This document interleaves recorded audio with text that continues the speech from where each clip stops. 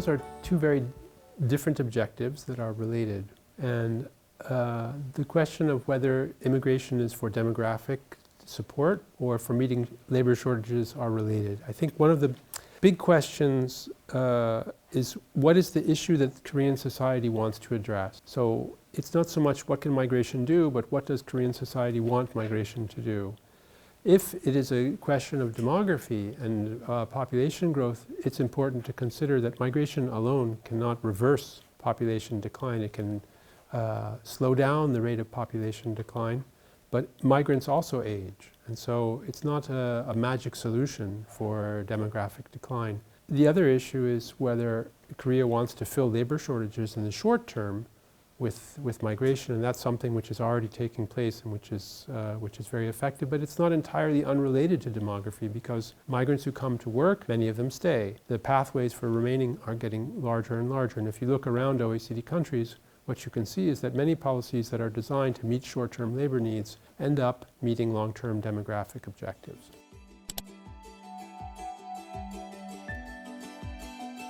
I think societies are more adaptive than we usually think. That the changes that can occur, especially working in the migration domain, you can see that societies react very quickly to changing migration flows. And so even if opinion polls might show that there's some resistance, in practice people get adapt and become accustomed to changes fairly quickly. I mean, this is a society that's gone through many changes, many important changes in the past 20, 30 years. And so the migration effect is not something which is entirely different from other important social changes that have taken place.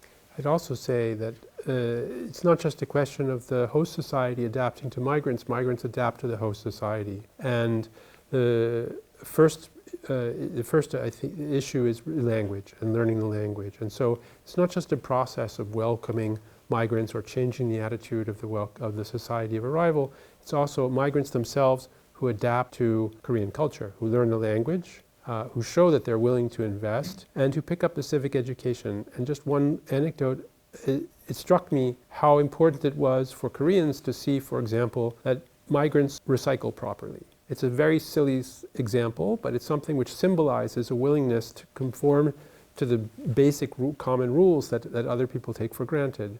And there are many small adaptations like this, which as they occur, make it much easier for coexistence between new arrivals and the resident population. It's certainly easier to recruit people who are already familiar with the language, but that doesn't necessarily mean targeting a country. It means targeting people who have learned the language and who already know something about the destination. There are really two approaches to this. There are a number of countries which are agnostic or indifferent to the origin, and it's essentially it's migration that's driven by employers, and employers look for the kind of candidates they want, and there's no special privilege for coming from one country. The other is a model where you're looking at bilateral agreements with origin countries and trying to establish a relationship. But that's less about adaptability and more about being able to manage the system. So I don't think it's necessary to pick an origin country or to favor an origin country. These things happen inevitably when you draw on a pool of potential migrants who are interested in coming to Korea and who have already invested in learning something about the destination country.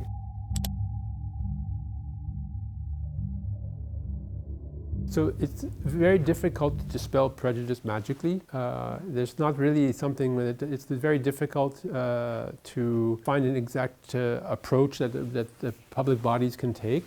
Part of it is education and familiarity, and part of it is daily experience. And daily experience is a mix of different encounters. And so the question really becomes, where are those encounters taking place, and what kind of a space, and what kind of a balance? I think most people have the same objectives in common. We all want to have to grow and to have an opportunity to work and to have a family life. And you can always find values in common, even when cultural differences appear very large. It's important to focus on what we have in common and not what we have that separates us. There are going to be cultural differences. There aren't other countries that are exactly like Korea, so anyone who comes is bringing some difference. The question is, do you have a common ground that you can find agreement on? And that's I think where the public sphere has a responsibility to emphasize shared values rather than different values. So there are two separate issues here. The first is really the vulnerability of labor migrants who are working in low-skilled occupations for employers on whom they're dependent. And that's a problem that's in any temporary labor migration program where people come for low wages, don't speak the language, and the nature of the program is that they remain with their employer. So that is a built-in vulnerability, and that's true in any country where this kind of program is in place. So the question then is, how can you address this known vulnerability within the program? The long hours, that's part of the labor demand. These are firms that are looking for labor, they're desperate for labor, and it's also an encounter between a worker who wants to maximize their earnings and the employer who wants to offer as many hours as possible. In terms of workplace abuse, the clearest way out is to give options to change workplace. Now, that's difficult within the program because you've decided that these firms are allowed to hire because no one else is available to work there. So why would you allow this worker to go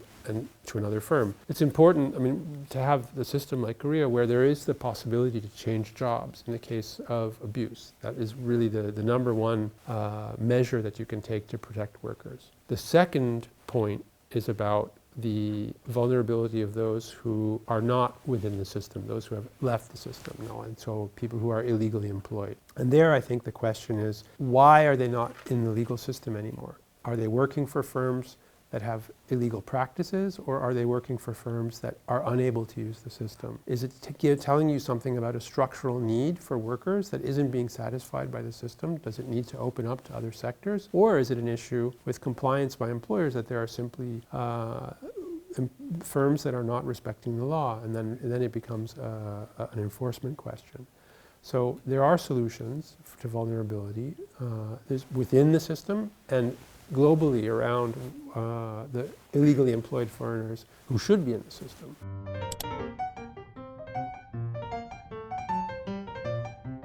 One issue is the cultural barriers in the workplace. That the Korean workplace for highly skilled foreigners is not an easy workplace to break into. That these are not generally firms that are able to absorb and integrate people who are coming from abroad easily. And it's not just a language issue. Clearly there's a language barrier. But even with the language barrier, there are different professional practices, different expectations that make it challenging for internationally mobile, highly skilled people to come and work in Korea. There are also structural factors in Korean life, that there's the issue of children's education, a difficulty of finding international schools, a very, let's say, challenging education system that not all foreigners want to put their children in. And then there's the question of long-term prospects, of whether it's easy to imagine staying in Korea long-term. So investing in the country and settling and raising a family here. And I would say one last point, which is most of the highly skilled workers who do come to Korea are men, and that reflects a bit of the gender inequality in the workplace and also the difficulty of spouses finding employment. If the spouse doesn't find employment, and good employment, then the family won't stay.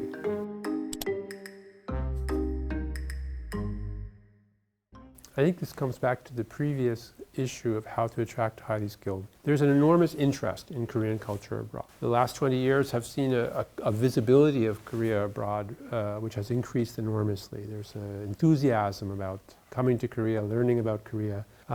It hasn't been difficult to find people to come to study in Korea, in Korean universities. I think that there's one issue, which is the bridge to work after graduation. There are ways to make that easier. One is people who do internships and have practical experience in employment during their studies tend to stay for employment. So it's important to link the education process to the employment world. And that's something which is a general education issue, but it's particularly important for international students and for the firms which might hire them. So that, I think, is the first point. The moment of hiring. This is an unusual employment situation because many Korean graduates don't go straight into employment after graduation. That's something an international student can't afford to do.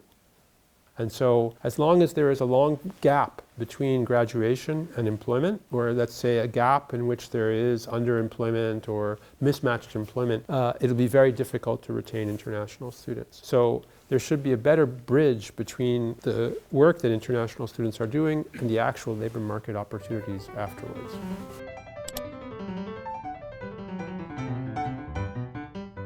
So having a migration ministry at the cabinet level is something that a few OECD countries do, but we have to look at why. What is the policy mandate that they have? In most countries, the migration is split between a number of different ministries. You have the security side and you have the employment side. In the countries which have a single ministry to handle migration, migration has a different objective. So if we look at Canada, for example, there's a Ministry of Migration. It's an enormously important component of society, and it's not a security ministry. It's a ministry about bringing in 500,000 people every year. How will they be selected? And managing very large temporary labor programs. And this ministry has all the policy levers. They control everything. So the question is really, does it make sense in a particular political context to create a body that has all of the levers? Why is that the case? Because there's so much interaction between these different parts of the migration system, temporary and permanent, family and work, that it's important for a coordination to have them under one roof. Now, it's also possible to have that separated, like in many other countries. It doesn't reduce the quality of the policy. I think it reflects whether there's a mandate, a specific mandate, and whether there's an interest in bringing all of these different policy elements under the control of one unified body.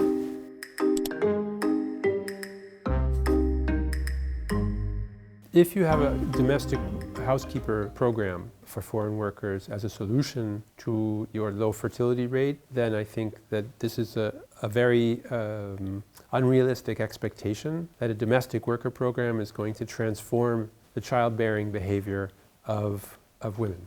So that's, I think, the first answer.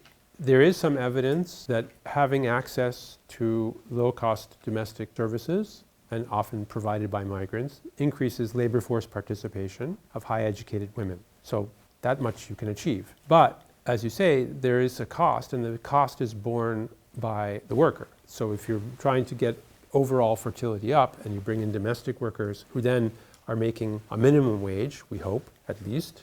What about their childbearing behavior? Are they able to have children on this wage? So overall, what's the effect? It's very difficult to guarantee a fair wage, pay all the hours, especially for a live-in domestic worker. So that's the question. Does it become so expensive that it becomes something that only a few families can afford? If you do this program properly with full respect of labor law, is this program so expensive that only the richest families can afford it? And then at that point, what is the achievement of this kind of a program? It is possible to have fair work for domestic work, but it requires a great effort in regulation because it's not this, it's very difficult to have labor inspectors come to people's households. It's very difficult to monitor hours. So it is possible to design these programs in a way that's fair for workers, but it doesn't necessarily raise the overall fertility rate, and it might not be affordable for a large part of the population.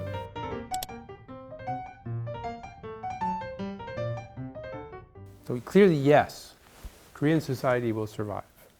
I think what's very likely, something you already see, which is an increasing reliance on inflows of workers from abroad. And one of the things you're likely to see is that this will transform into more and more people staying longer term. Because migration is not some kind of a tap that you open and shut off and it just goes away, the bathtub drains. This is something which, once you have integrated migration into the ways that you deal with labor shortages, it's continuous. And there is interest in coming. So I think in 10 years you will see more of this. How much? It's not clear, but certainly more. And I think the big question is, as more and more migrants settle in Korea, what are the conditions in which they're living? We talked in this population forum about children and childbearing behavior. There will be more children. And because there are so few Korean children being born, those migrants will be very visible in the children who are being born. And so the real challenge that will determine what Korea will look like in 10, 20, 30 years is, what are the conditions in which these children are growing up? What access do they have to services? What access do they have to public resources? What are their opportunities for growing up in the same society that has been in place for Koreans now in the last few decades?